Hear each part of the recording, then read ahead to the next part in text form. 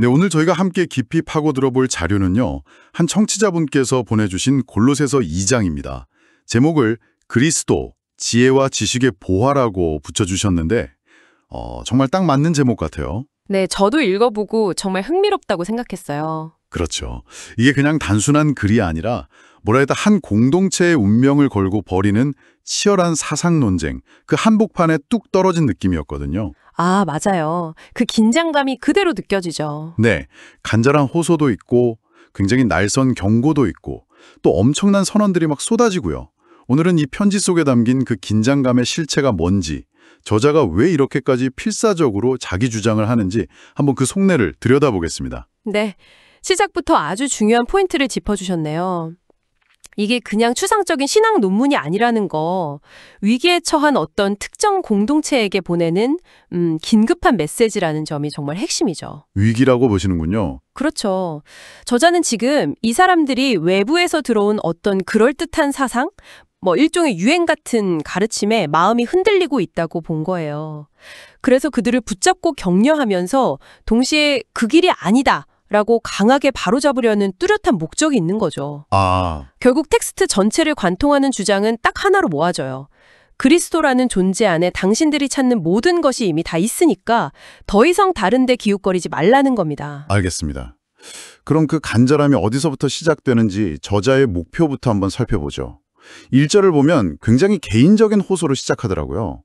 내가 너희와 얼마나 힘쓰는지를 너희가 알기를 원하노니라고요. 네, 그 부분이죠. 여기서 힘쓴다는 단어가 그냥 노력한다 이 정도가 아니라 거의 운동선수가 금메달 따려고 싸우는 듯한 그런 투쟁의 이미지가 느껴졌어요. 정확합니다. 이건 외부의 적과의 싸움이 아니라 내부의 혼란과의 싸움인 거죠. 아, 내부의 혼란? 저자가 왜 그렇게까지 고군분투하는지에 대한 이유가 바로 2절에 아주 명확하게 나오거든요. 목표는 여러 가지로 설명되지만 결국 하나로 이어집니다. 마음의 위안을 얻고 사랑 안에서 하나가 되고 그래서 확실한 이해의 모든 풍성함에 이르는 것. 네. 그리고 그 모든 것의 정점이 바로 하나님의 비밀인 그리스도를 깨닫게 하려는 것입니다. 하나님의 비밀인 그리스도라. 비밀이라는 단어를 쓴 게 참 인상적이네요. 그렇죠. 뭔가 누구나 알 수 있는 게 아니라 아는 사람만 아는 어떤 특별한 지식 같은 느낌을 주는데요. 맞아요.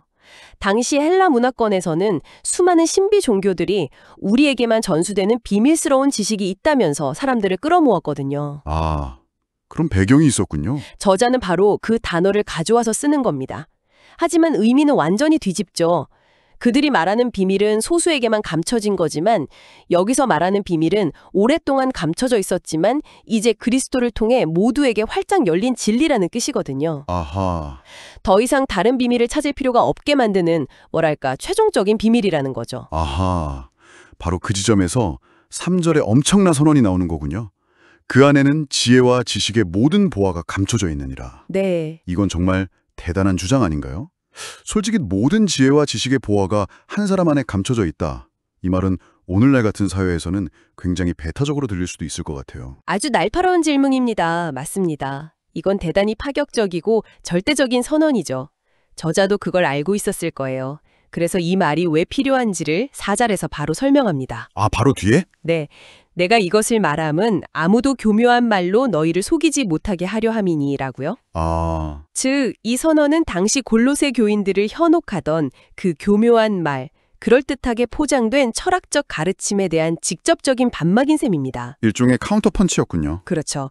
당신들이 여기저기서 찾는 지혜의 조각들, 그 모든 것의 원본이자 완성본이 바로 여기에 있다고 선포하는 거죠. 일종의 지적인 최종 선언 같은 겁니다. 그러네요. 그러면서도 5절에서는 너희 믿음이 굳건한 것을 기쁘게 본다면서 따뜻한 격려도 있지 않는 걸 보면 참 공동체에 대한 애정이 깊었던 것 같아요. 맞습니다. 강한 경고와 따뜻한 격려가 공존하죠. 그게 바로 이 편지가 단순한 교리 논쟁이 아니라 진심 어린 목회적 돌봄의 산물이라는 증거이기도 합니다. 자, 그럼 이 편지를 쓰게 만든 핵심 원인, 그 교묘한 말의 정체가 뭔지 본격적으로 파헤쳐보죠. 8절에서 아주 직접적으로 경고하잖아요. 누가 철학과 헛된 속임수로 너희를 사로잡을까 주의하라. 네, 그 부분이죠. 여기서 사로잡는다는 표현이 저는 정말 섬뜩했어요. 마치 전쟁 포로로 끌고 가는 듯한. 맞아요. 아주 폭력적인 이미지죠. 그 철학의 정체를 두 가지로 설명합니다. 하나는 사람의 전통에 뿌리를 두고 있고 다른 하나는 세상의 초등학문을 따른다는 겁니다. 세상의 초등학문이요. 네, 핵심은 둘 다 그 기원이 신이 아니라 인간에게 있다는 거죠. 여기서 세상의 초등학문이라는 표현이 좀 모호해서 학자들마다 의견이 분분한데요. 보통은 세상의 근본 원리라고 여겨졌던 것들 혹은 세상의 유치한 규칙들을 의미하는 걸로 봅니다. 세상의 초등학문이라 오늘날의 언어로 바꿔보면 뭘까요? 혹시 성공을 위한 5가지 법칙이나 우주의 기운을 받는 법처럼 세상을 움직이는 비밀 공식을 찾으려는 시도, 그런 것과도 비슷하게 들리네요. 아주 적절한 비유입니다. 바로 그런 거예요. 복잡한 세상을 몇 가지 단순한 원리나 규칙으로 설명하고 통제하려는 시도죠. 아하. 저자가 구체적으로 어떤 규칙들을 문제 삼았는지가 16절 이하에 아주 생생하게 나오거든요. 네, 맞아요. 먹고 마시는 것 같은 음식 규정, 절기나 초하루나 안식일 같은 특정일을 지키는 문제들 말이죠. 심지어 21절에서는 붙잡지도 말고 맛보지도 말고 만지지도 말라는 식의 굉장히 엄격한 금욕주의적인 규율까지 있었던 것 같아요. 그렇죠. 사람의 본성이 참 신기해요. 더 어려운 규칙을 만들고 그걸 지키는 것에서 어떤 성취감이나 영적인 우월감을 느끼려는 심리가 예나 지금이나 똑같은 것 같습니다. 정확합니다.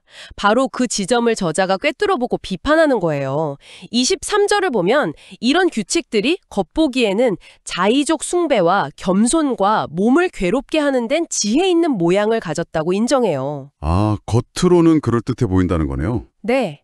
굉장히 경건하고 수준 높아 보인다는 거죠. 하지만 결론은 단호합니다.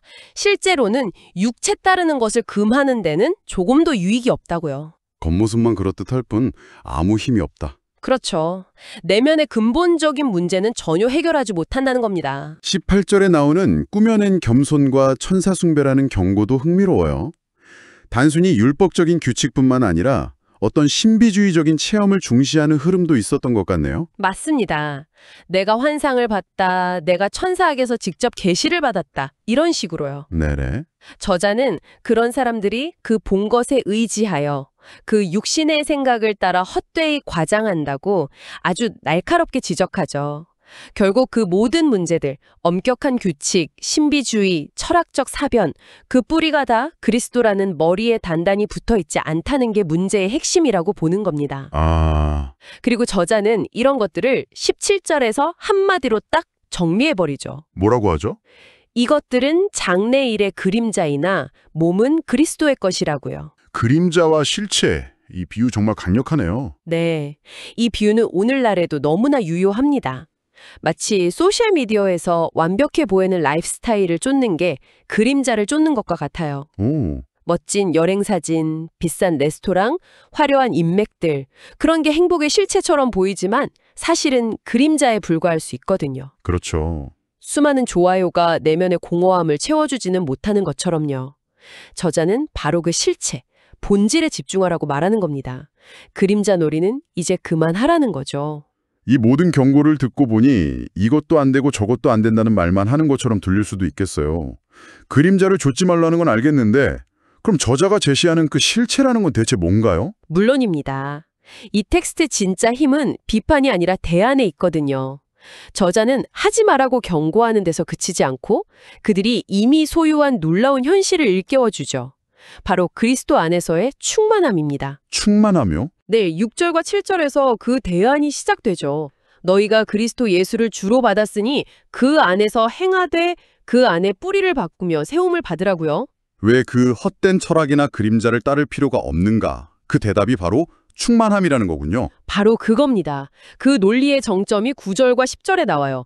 먼저 9절에서 그 안에는 신성의 모든 충만이 육체로 거하시고 라고 선언합니다. 네. 신의 완전한 본질과 능력이 그리스도라는 한 인격 안에 남김없이 가득 담겨 있다는 겁니다. 와. 그리고 그 놀라운 선언의 결과가 바로 우리에게 적용되는 10절이에요. 너희도 그 안에서 충만하여졌다. 너희도 그 안에서 충만해졌다. 이게 저자가 내세우는 가장 중요한 논리입니다. 헛된 철학이 주는 공허함, 규칙들이 주는 결핍감과 정반대되는 완전한 충만함을 강조하는 거죠. 이미 모든 것을 가졌기 때문에 다른 무언가를 덧붙일 필요가 없다는 겁니다. 이미 완성된 상태라는 선언이군요. 이 새롭고 충만한 현실을 설명하기 위해 뒤따라 나오는 비유들이 정말 강력하더라고요. 11절의 할례의 비유부터가 그렇죠. 손으로 하는 육체적 할례가 아니라 네, 육의 몸을 벗는 그리스도의 할례라고 하죠. 이건 외적인 표식이 아니라 근본적이고 내면적인 정체성의 변화를 의미하는 거겠죠. 그렇습니다. 그리고 곧바로 12절에서 세례 비유로 이어져요. 세례를 통해 그리스도와 함께 장사되고, 즉 옛 자아는 죽어서 묻혀버리고, 네, 이어서 믿음을 통해 그와 함께 일으키심을 받았다고 말합니다. 죽음과 부활. 네, 가장 극적인 이미지를 통해 정체성 자체가 완전히 리셋되었음을 보여주는 거죠. 과거에 나는 죽고 완전히 새로운 존재로 다시 태어났다는 선언입니다. 그리고 13절부터 15절에서 이 변화의 클라이맥스를 보여주는 것 같아요. 네. 과거의 죄와 허물로 죽었던 우리를 하나님이 그리스도와 함께 살리시고 모든 죄를 용서하셨다. 여기까지도 놀라운데 14절 표현은 정말 소름이 돋았어요. 그 증서 이야기죠? 네, 우리를 거스르고 불리하게 하는 법조문으로 쓴 증서. 이걸 지워버리고 십자가에 못 박으셨다. 빛독촉장 같은 이 증서를 그냥 없애는 것도 아니고 모두가 보는 십자가에 함께 못 박아버린다는 거잖아요. 그렇죠. 이건 법적인 무효 선언을 넘어서 다시는 누구도 그 빚으로 우리를 고발할 수 없다는 아주 공개적인 해방 선언처럼 느껴집니다. 그 이미지는 거기서 그치지 않고 한 걸음 더 나아가죠. 15절은 정말 이 편지 전체의 압권이라고 할 수 있는데요. 네, 십자가를 통해 통치자들과 권세들을 무력화하여 드러내어 구경거리로 삼으시고 십자가로 그들을 이기셨느니라. 당시 로마 세계에서 십자가는 가장 끔찍한 패배와 수치의 상징이었잖아요. 맞습니다. 그런데 저자는 그 패배의 상징을 로마 장군이 전쟁에서 승리한 뒤에 패배한 적장을 쇠사슬에 묶어 끌고 시가지를 행진하는 개선식의 무대로 완전히 뒤바꿔버리는 겁니다. 개선식이요? 네, 가장 큰 수치의 장소가 가장 위대한 승리의 장소가 되었다는 역설이죠. 이보다 더 강렬한 승리의 묘사는 찾기 힘들 겁니다. 그러네요. 구경거리로 삼으셨다는 표현이 바로 그 개선행진의 이미지를 담고 있는 거군요. 네. 결국 저자가 말하고 싶은 건 너희를 불안하게 하고 정죄하는 모든 것들, 율법, 규칙, 영적인 세력들, 그 모든 건 이미 십자가에서 완전히 패배했다. 그런데 왜 아직도 패배한 적들의 목소리에 귀를 기울이고 있느냐 하는 메시지네요. 정확합니다. 이미 완전한 자유와 승리를 얻었는데 왜 스스로 다시 노예의 규칙으로 돌아가려 하냐고 묻고 있는 겁니다. 오늘 우리는 골로새서 2장이라는 텍스트를 통해 한 고대 공동체를 둘러싼 치열한 생각의 싸움을 엿보았습니다. 저자의 간절한 호소에서 시작해서 사람을 현혹하는 헛된 철학에 대한 날카로운 경고를 거쳐 마침내 그리스도 안에서 발견되는 완전한 충만함과 자유에 대한 강력한 선언까지 함께 살펴봤네요. 네. 핵심을 다시 한번 정리하자면 외적인 규율이나 인간의 지혜를 통해 영적 완성에 도달하려는 모든 시도를 그림자로 규정하고 오직 그리스도라는 실체와의 관계 안에서만 완전한 자유와 충만함을 찾을 수 있다는 메시지였습니다. 네, 맞습니다. 이 텍스트는 지혜와 영성을 추구하는 두 가지 길 사이의 근본적인 긴장을 아주 선명하게 보여주죠. 두 가지 길이요? 하나는 인간의 전통과 규칙, 외적인 행위와 노력에 기반한 길이고요.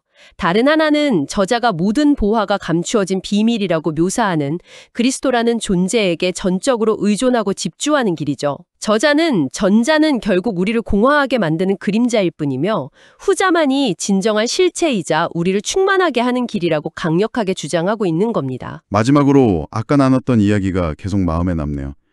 23절에서 저자는 자의적인 숭배나 몸을 괴롭게 하는 것들이 겉으로는 지혜 있는 모양을 가졌지만 실제 유익은 없다고 지적했었죠. 네, 그랬죠. 여기서 청취자분께서 한번 생각해 볼 만한 질문을 던져보며 마무리할까 합니다. 오늘날 우리가 더 나은 사람이 되기 위해 혹은 지식이나 영성을 추구하는 과정에서 붙잡고 있는 것들이 많습니다. 그런데 그중에서 겉으로는 굉장히 그럴듯하고 지혜 있어 보이는 모양을 하고 있지만 실제로는 우리를 본질에서 더 멀어지게 만들고 내면을 공허하게 하는 그림자 같은 것들은 과연 무엇일까요? 이 2000년 전의 텍스트는 지금 우리에게도 여전히 묻고 있는 것 같습니다. 당신은 지금 실체를 붙잡고 있습니까? 아니면 그저 멋있어 보이는 그림자를 쫓고 있습니까?